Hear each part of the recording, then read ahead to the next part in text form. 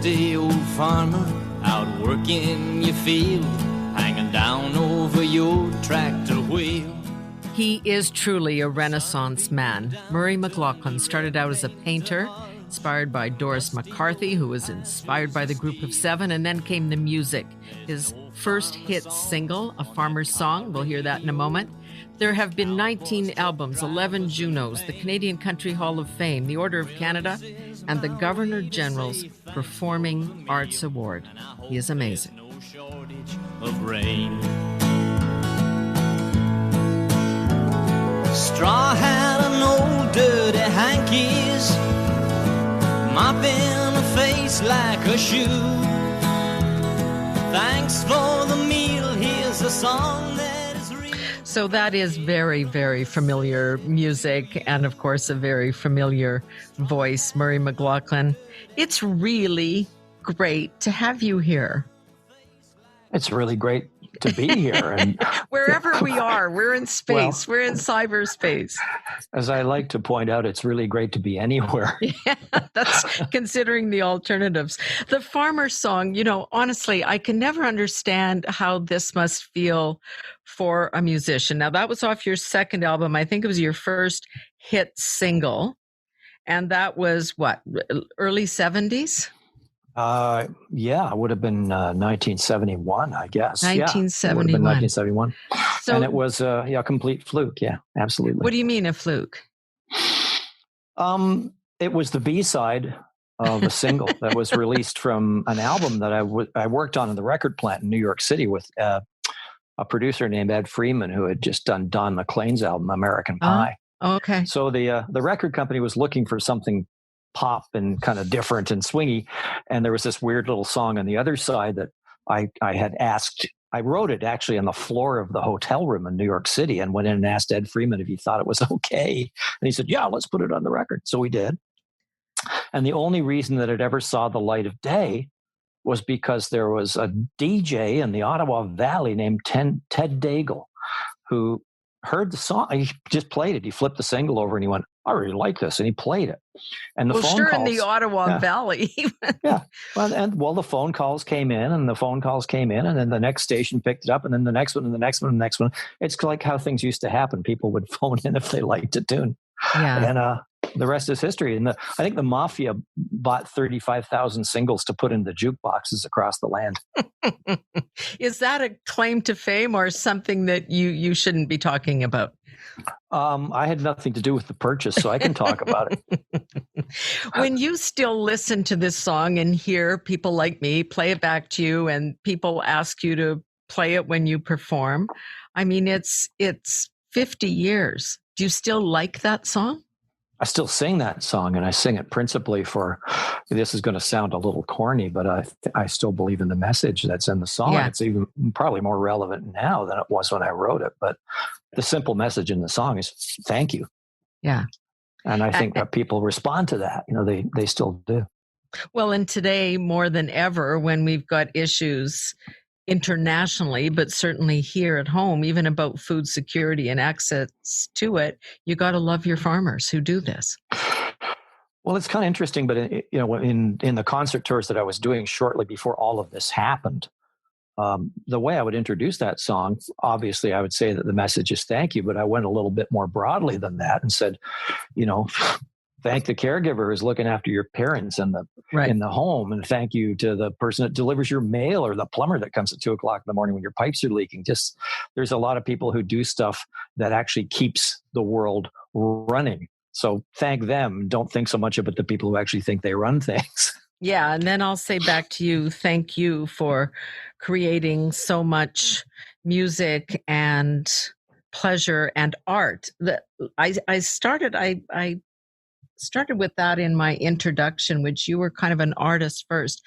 I have one of the rare privileges of Canadian citizens to have an original Murray McLauchlan on my wall in my apartment, and it is entitled 20 Kilometers from Wadena. That is the official title of that painting. That's amazing. That's exactly where it was too. You were on a little tour, were you? Yes, I called it the Canadian Tire Tour of Canada because I was driving an ancient Jeep CJ that could never pass a Canadian Tire parking lot without wanting a new set of ignition cables or a distributor cap or a windshield wiper motor. Had holes in the floor. It was wonderful. And I would stop every so often and paint. And I just happened to stop 20 kilometers from your hometown and was struck by this amazing view of this beautiful, beautiful golden hill and the mammoth prairie thunderstorm that had been, the kind that scares people, that had been following me for hours. And there was one tree up on a hill. Yeah. And I went, how in God's name is that tree still standing? Yeah. That's really what captivated me. And, I see that scene.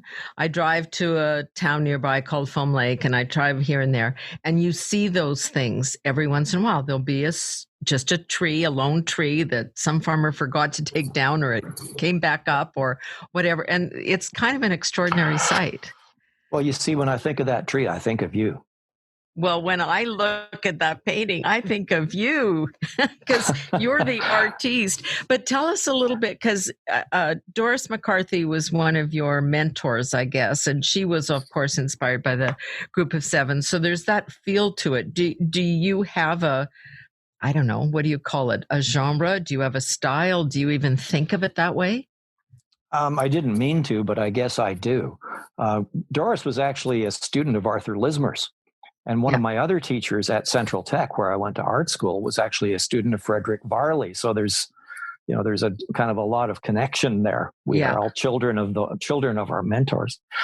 And, when I've gone out to do painting trips, such as the one that resulted in the painting that you have, I had an idea. I had an agenda. The first thing I was going to do was go up to Red Lake and paint vanishing float plane culture, because that's the place where you've got huge old otters with PZL Polish radial engines on them, and kids still rolling fuel drums down the dock, hoping to get some seat time. It's that kind of place. Yeah. But on the way there, I got gobsmacked by the landscape at Nipigon Bay, and ended up climbing up on rocky hills and painting landscapes, and it just kept going. And every time I would think I was going to do something really subjective, I would get gobsmacked by the landscape. And that's what Canada does to you. But, it really does. Honestly, we so don't appreciate how staggeringly beautiful this place is. Well, I like to, people ask me sometimes how Canadian music is different from, music from other places. Yeah. And the best description I ever heard was from a Japanese university student when I was touring in Japan. Because I said, well, what's your deal? Why do you think Canadian music is different? And what he said? He said, a wind blows through it. Wow. And I don't think I've heard anybody put it better than that. No, exactly. Because particularly on the prairies, boy, you feel that all the time. The wind blows through a lot of things, including the human body. Well, he could have just meant I was full of hot air, but I don't think he did. I don't think he meant that. I don't think. So you've always had this dual side. Maybe it's one side, but it seems to me dual side of your creativity, your art, which is music and art. Can you do them both, or do you, when you're in a painting frame of mind, that's what you have to do? And then when you stop that, you do music, or how does it work? They're all different faces of the same thing. And I think most people who follow these things are aware that quite a lot of people who are involved in one branch of the arts are also active in other branches. I mean, Joni Mitchell, for instance, is a painter. Most people know that, but so is Tony Bennett. And I love Tony Bennett's art. But Joni was one of those people who, when she painted, and when she sang. Those things didn't happen simultaneously. Yeah, I guess you have a point there. But with me, here's how it kind of works out: that painting, making music, writing, doing martial arts, or in the past flying, aerobatics, they're all part of the same thing. And the best way I've ever been able to describe it is, only speaking for myself, but I think it's true of a lot of people. We all have two voices in our heads that are always chattering at each other. And you're always in the past, or you're always in the future.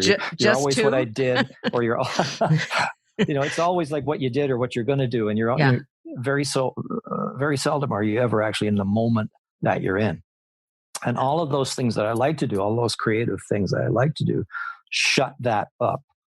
So there's a really curious, peaceful, refreshing quality because you're actually anchored in the moment that you're in, and it shuts up that chatter. Is that truer with painting than with music, or it's the same?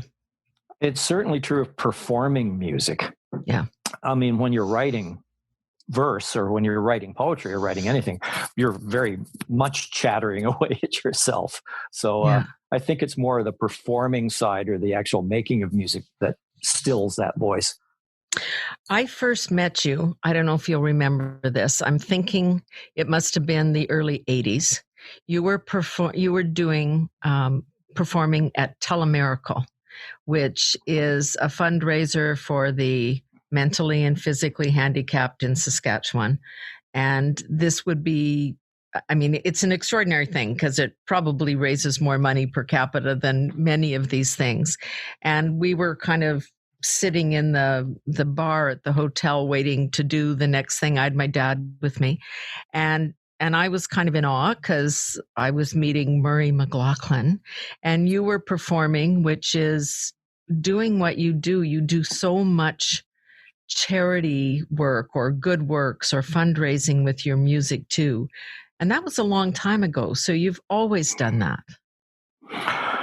Well, I mean, it's a bit of a cliche, I guess, but my feeling is that if where you are has been good to you, it's up to you to try and give something back.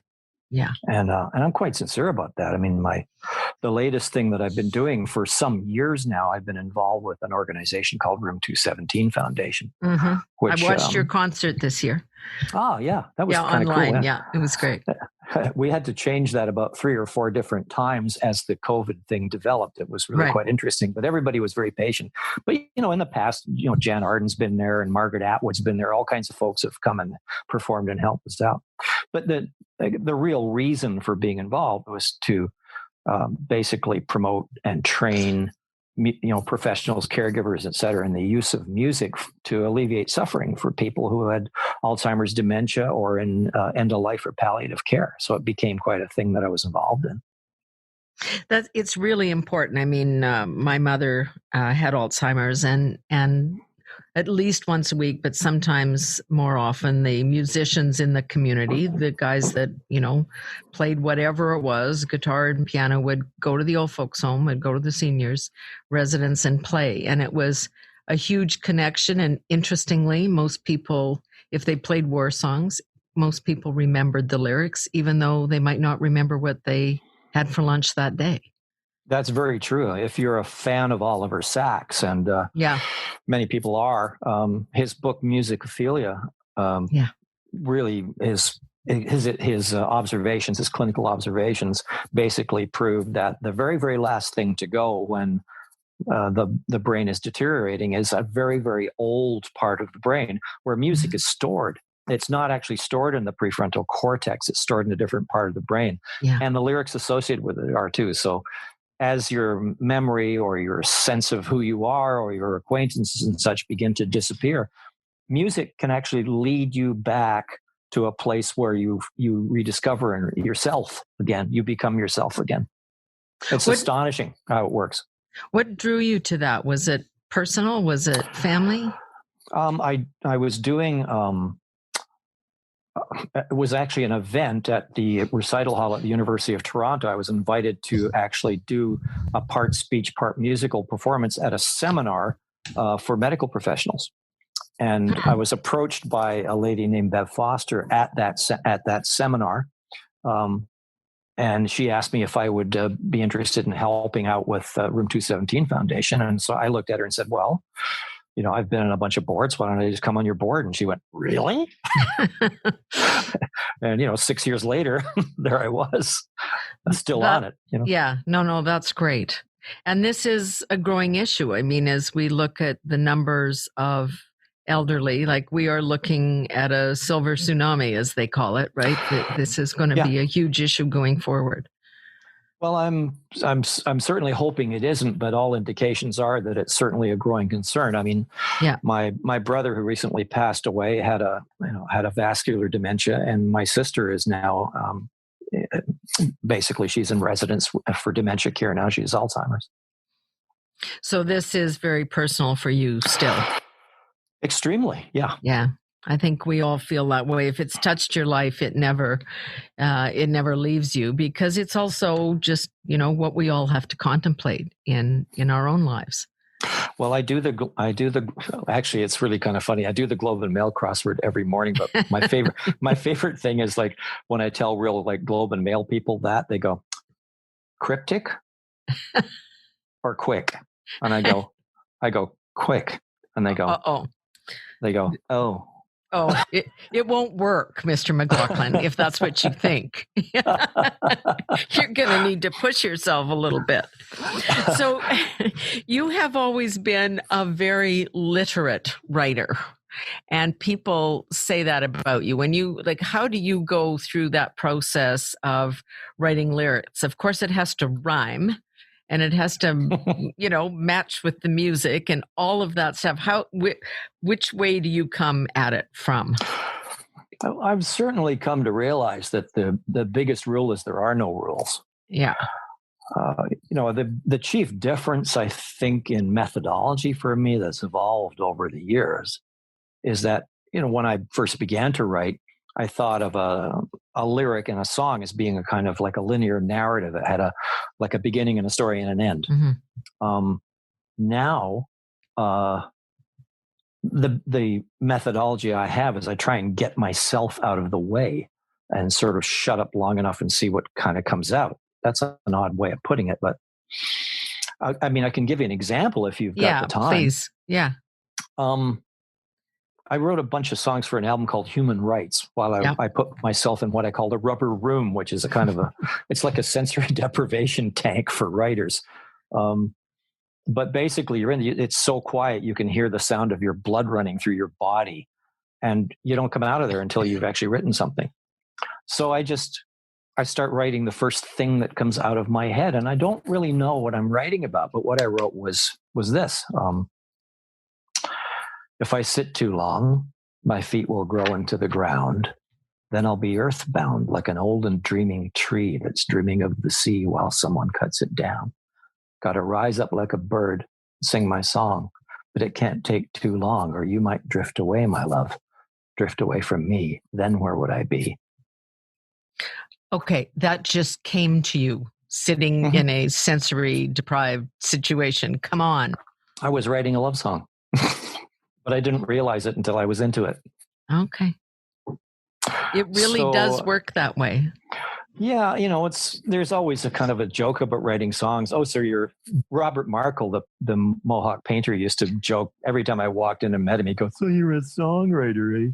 Well, Moon, June, Spoon." I was going to say I'm kind of roses are red, violets are blue kind of person, right? Well, people I write other things, but yeah, I think it's been used. That, yeah. I think roses are red. Yeah. My love, violets are blue. Yeah. And carry on. How would you finish that one? Sugar is sweet, my love, but not as sweet as you. That was the song. That's good. That's good. That's close. But that's a strange process. Well, it's it is. I can't really describe it any better than that. Yeah.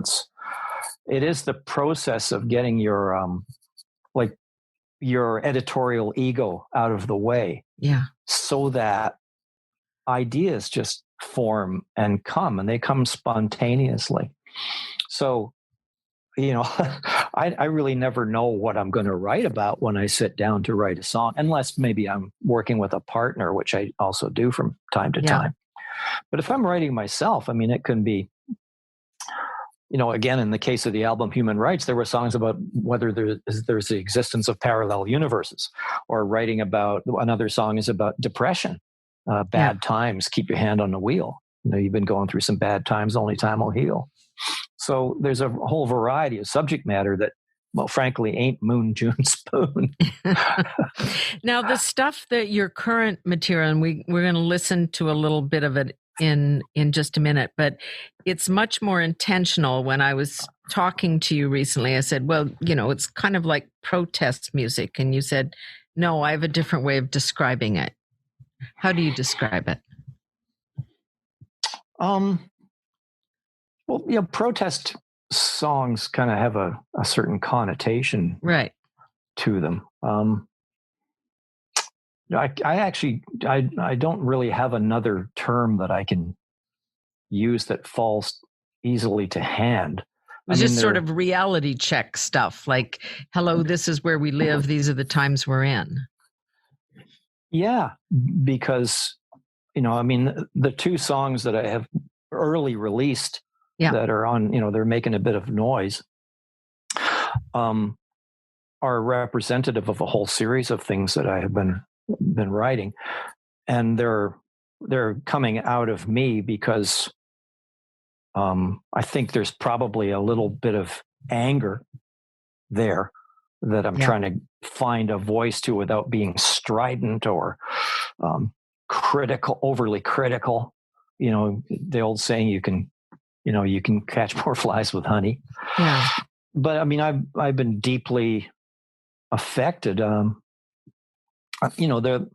don't know if you want to talk about those songs. Yeah, I now do. Or not. I think the first one we're going to play is I Live on a White Cloud. So before we listen to it, just tell us a little bit about what was going on in your head. I was really, like everyone on the planet that saw it, revolted by the killing of George Floyd. But I also was conversant enough with the history of everything from the slave trade to the civil rights movement to understand that it was part of a continuum. And then I also began to think about people that I'd known, people that I'd been on boards with. I think of this guy, his professional name is Agile. And I was on a board with him.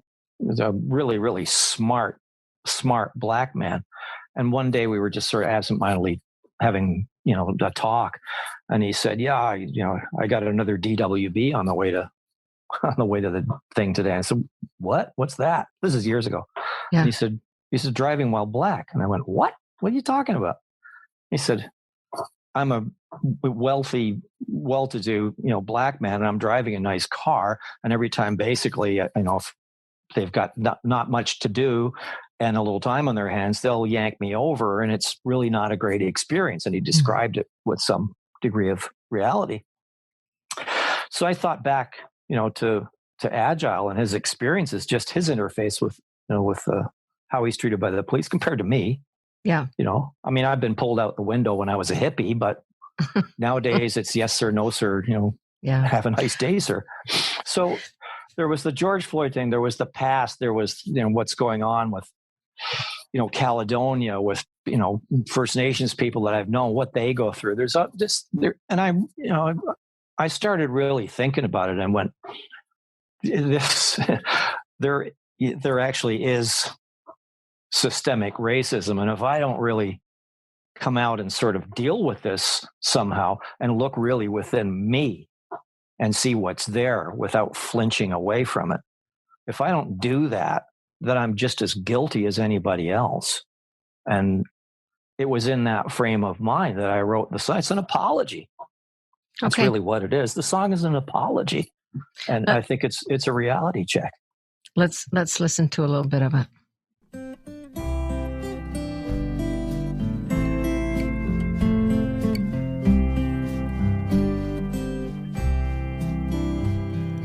I live on a white cloud, high above the world, and all the gods are nice to me.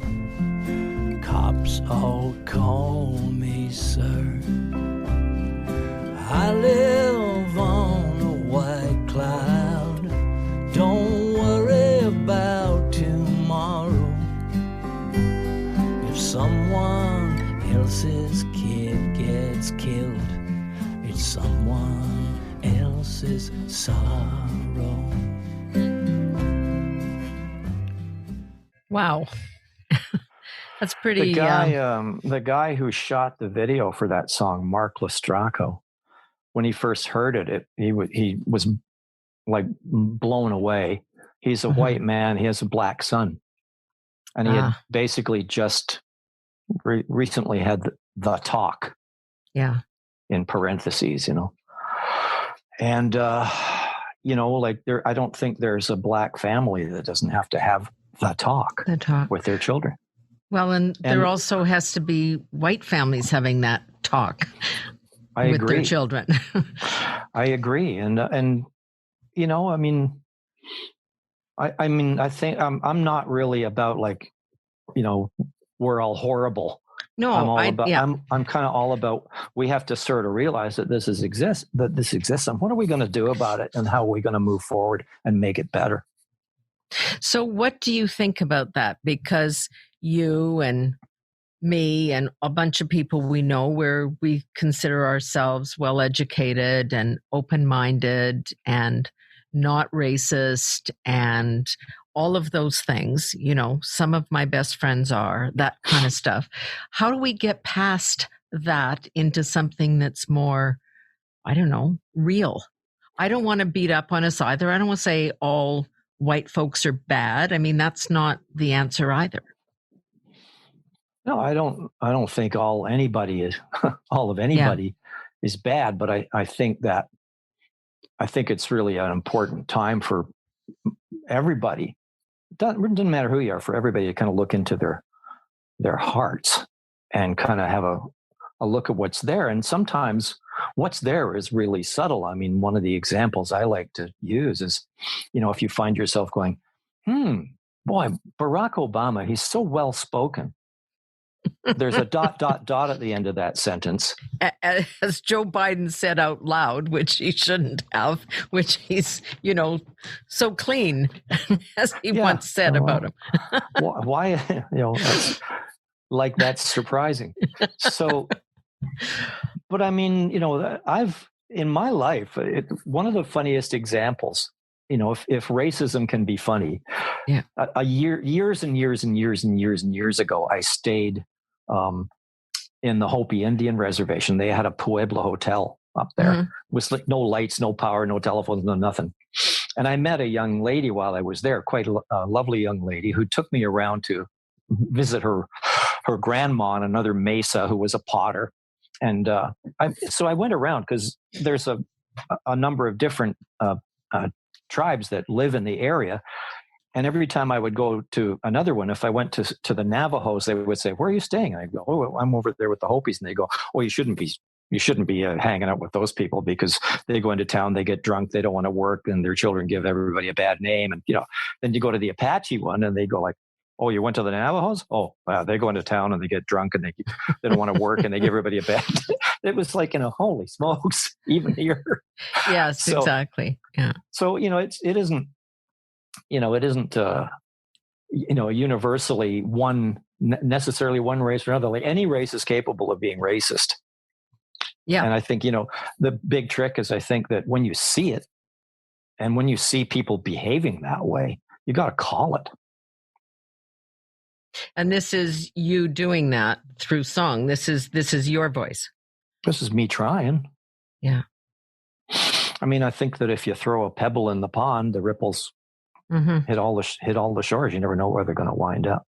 But it's my fervent hope that the people who would hear that song are the people for whom it was intended. And I mean, First Nations people of color, all kinds of people who have been, and to some degree, victimized by the way things are. And just saying sorry is a starting point.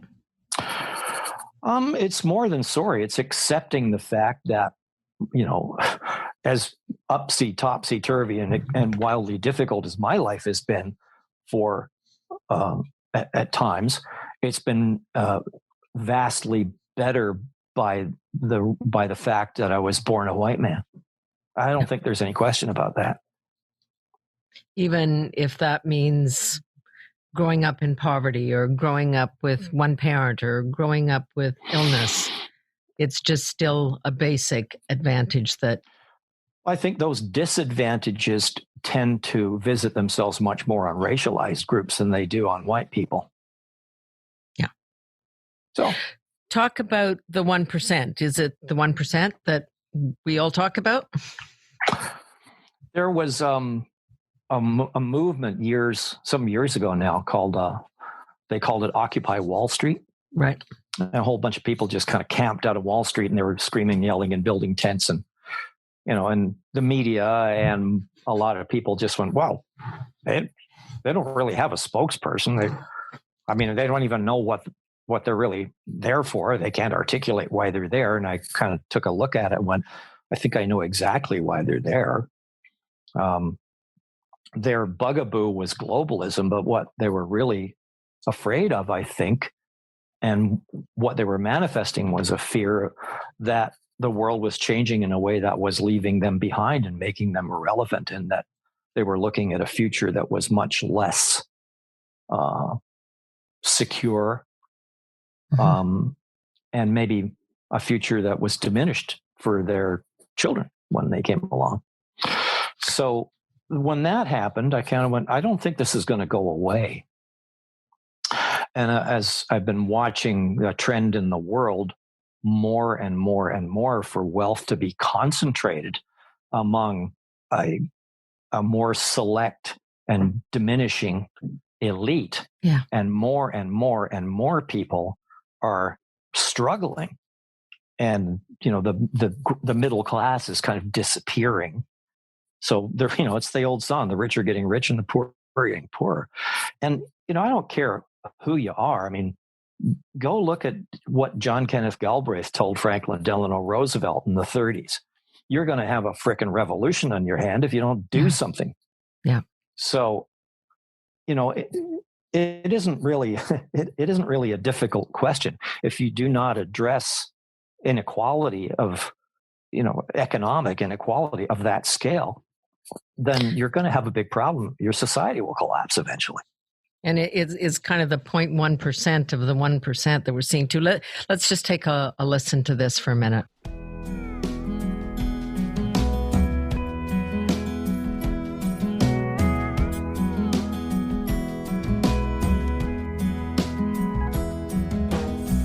Looking out for number one, that's what a lot of us have done. Some get bigger, others fall. Some get none, some take it all. Some people work hard every day to make sure that things stay that way. Most of the world behind the fence, looking in at the 1%.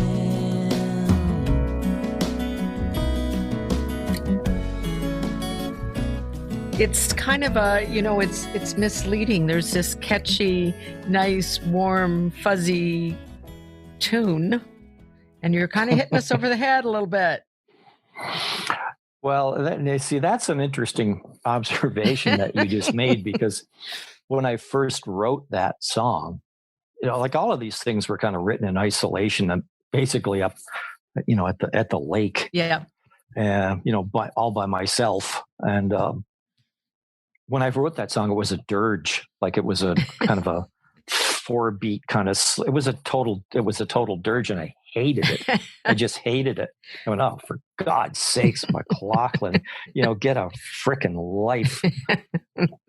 And then, I'd had this guitar lick sitting around for ages, and I loved playing this guitar lick. I just really loved the way it felt. And I kind of did well, what if? And then I thought, again, you can catch more flies with honey. And sometimes it really works to put like a dark idea inside of a kind of a pleasing framework, and then you can sort of slide it in before anybody notices. It really works. I'm just saying, it really works. Yeah, I think it did. I was actually going to put out another song, which is actually called Shining City on a Hill. Yeah. It's that quote that Ronald Reagan stole. But I wrote this song, Shining City on a Hill, to be hopefully something inspirational for the folks south of the border as the country, descended into crazy schizophrenia. And I thought maybe this could be like an inspirational song for the DNC. I don't know. I'll put it out and see what happens. And then Denise said, don't don't do that. Don't put that song out. Put this song out. She said, put out the 1%. And I said, oh, yeah, why? And then she came up with a very reasoned argument. People will like it more. This is your brilliant wife, Denise Donlin. People will know her from all her different parts in her life to a VJ and in the early days. And she went on to run Sony Music in Canada and has done a million other things. Where did you guys meet? How did this love story go? Well, for just to back it up for 1 second, I mean, if she gives me a piece of advice like that, yeah, I'm really going to ignore it because she was the president of a record company. Yeah, I think maybe you should listen to her, but not just on that, Murray. We're just all saying as a friend, you should listen to her on other things as well. But no, carry on. I met Denise. I knew who she was because I had been interviewed by her, and I'd seen her at clubs and such around town, and she was always quite striking. Had mammoth rock hair and a quite charming rubber miniskirt, which I really adored. But I would see her around, and then one day I was over at the apartment of her boss, who was a really good friend of mine, a guy named John Martin. John was basically the idea man behind the whole Much Music, all of it. Like he's the guy that kind of built that. Yeah.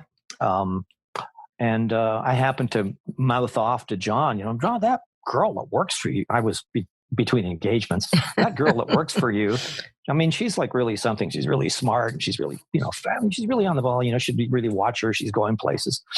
And then, he went slinked off into the other room, and 20 minutes later, she walked in the door because John had called her up on some kind of business subterfuge. Yeah. So John was the beard. Yes, that's great. And that was the beginning. Yeah, that's it. I mean, my joke is we fell deeply in real estate because, Denise's mother had told her, don't ever marry a musician. Well, she probably knew that herself, but obviously didn't pay attention. Well, I had an ace in the hole as far as her mother is concerned, because when her mother was a young woman, she fell deeply in love with a Scottish guy who happened to be a pilot. Oh, you're 2 for 2. I was 1 for 2. No, I still had to convince Denise. Yeah, that's for sure. But you were born in Scotland. What brought you to Canada? My mom. Yeah, and why did they come? Well, that's a really long story and a complicated one, because my mom and dad actually met and married in Windsor, Ontario during the 1920s. Oh, okay. They were married. My dad immigrated to the States. A young man about town, had a really good job. He was a machinist. He was working in the auto plants. My mom had ended up in Windsor living with her mom. She was only like a 16-year-old girl when she came. And she got a job as a telephone operator. And my dad would come across the river for the parties. It was, prohibition, right? Yep. And so Windsor was wet and Detroit was dry. And one thing led to another. They got married in 1927, and then the crash of 29 came. Things are terrible, awful. And my dad decided that he had an opportunity of work back in Scotland in 1937. My mom didn't want to go back because she hated the class system, but women did what, they were dutiful creatures. So off they went just in time for 39 and the war. Wow. And then after the war, it was like, 53, we were still on rationing coupons. Yeah. So my mom won the battle and said, okay, we're going back. So we came back to Canada in 1953. But my oldest brother and sister were actually born in Canada, in Windsor, Ontario. Okay. I didn't realize that at all. I didn't know that part of the story. When you think about all of that, okay, you're talking about the crash and of course the war.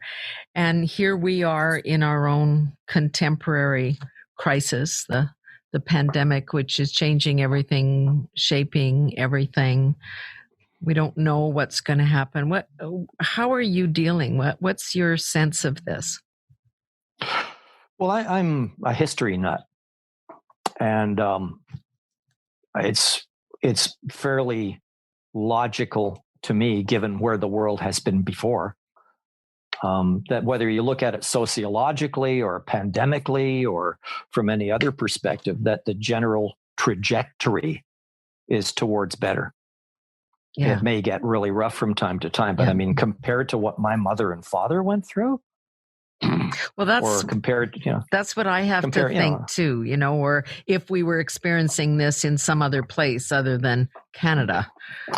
There's two things, Pamela, that really sort of, I mean, they don't drive me nuts, let's say, but they do kind of get under my skin a little bit. And the biggest one is when people are not involved in their democracy to the point where they don't go out and take part in it and vote. Like, that just makes me crazy. Because, I mean, I hate to sound like that, but, a lot of people died for that. Yeah, absolutely. And it's not something to take for granted. And I think the events south of the border are really indicative of exactly where that can go if it's not paid attention to. So the other is like being very sort of, one of the biggest problems that we really have with the pandemic is, I mean, I hate to throw blame around, but, people just like running out of patience and going like, I don't care. Yeah. I got to go shopping. I don't care. Yeah. Yeah. And, so we have an enormous spike in cases after a holiday weekend. It's unbelievably selfish and short-sighted for people to do that kind of thing right now. Yeah. And I have no patience for it. I think we're seeing that on both sides. And I agree 1,000%. I have no patience for that either. It's not that big a deal to put on a mask. Of course it's uncomfortable, et cetera, et cetera. But that's different than the people who say, I have no patience for this. It's all BS. And, I just need to go to work and I got to shop. And people do need to go to work. And people do have to buy groceries. And we've got kind of a divide. Of course they do. I think that there are, reasonable safety precautions that can allow those important services to continue. What I'm talking about is people who just irresponsibly gather in social situations. Yeah. I mean, the best example are like crazy people having car rallies and such. Yeah. It's, they're mass events and joinings, motorcycle things, Port Dover or Sturgis. I mean, where there's a spike in cases after those things. It's completely irresponsible. Yeah. And selfish is the right word. I really like to think that what distinguishes Canadians is that they have a working sense of the collective as well as the individual. I mean, if there's one thing that is different from universal American culture versus universal Canadian culture, is that there is that sense of libertarianism in the United States, that, the individual supreme over the collective. I mean, I'm speaking in broad strokes. No, it is, but really, I agree. It's different here. Yeah. It's different here. And there is, we're, for better or worse, a more compliant nation too. And sometimes that's to our benefit, but there are always those that aren't. Well, like a dutiful husband, Canadian people are compliant until they're not. But you don't screw with them. That's all. No, it's true. Don't lie to them or screw with them. We started out this conversation today, and we were doing a bit of an intro about you being the Renaissance man and all of your successes in the Order of Canada and the Country Hall of Fame and all of this. So now you're further down the road, and we have an opportunity at this age and stage to look back.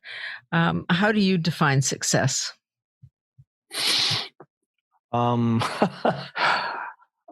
friend of mine, years and years and years and years ago, said this, and I agree with it, that the purpose of life is to not become somebody when you're 85 that you would have hated when you were 15.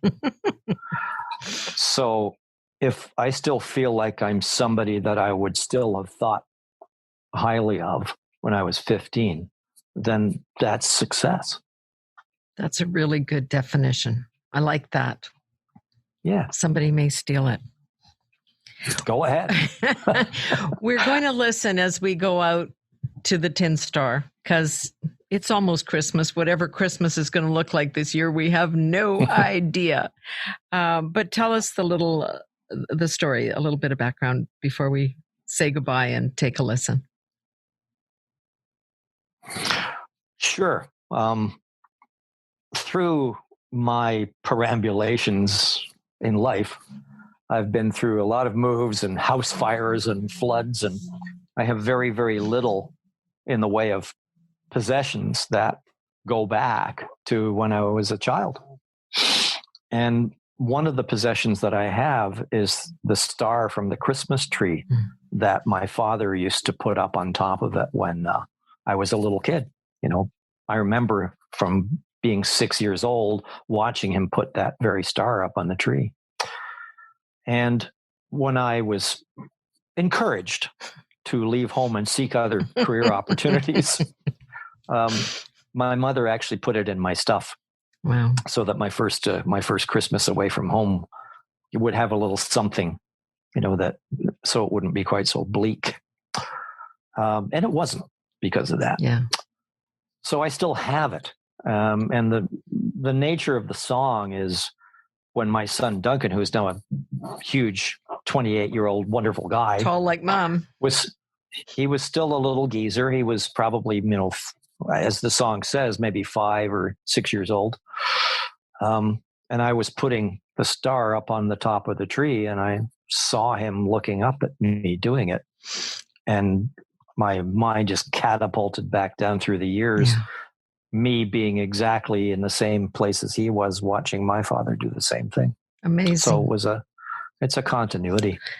Amazing story, Murray. It's always wonderful to talk to you like this. I mean, I like having dinner with you from time to time, and maybe some year we'll do that again if we're ever allowed to gather. Well, let's, once we get the shot, baby. That's true. Murray McLauchlan. I think I'm gonna get a twofer. Like I'm gonna get the COVID vaccine shot and my rabies shots at the same time, just in case. Just great. Murray, love you a lot. So let's take a listen, and Merry Christmas to you and Denise and the family, and make the best of it. And Merry Christmas to you, my dear, and to all of your friends and listeners. And have a great time out there watching the snowmobiles go by. I will. Let's take a listen as we say goodbye to the Tin Star. How old was I? 5 or 6 or so. The innocent years long ago. Father on the chair, reaching out so far, and crowning the tree with that old tin star. And it shines so pretty, diamonds in the sun. Nothing but good things will ever come. Little boy, don't grow up, stay as sweet as you are. So you still gaze in wonder at that old tin star.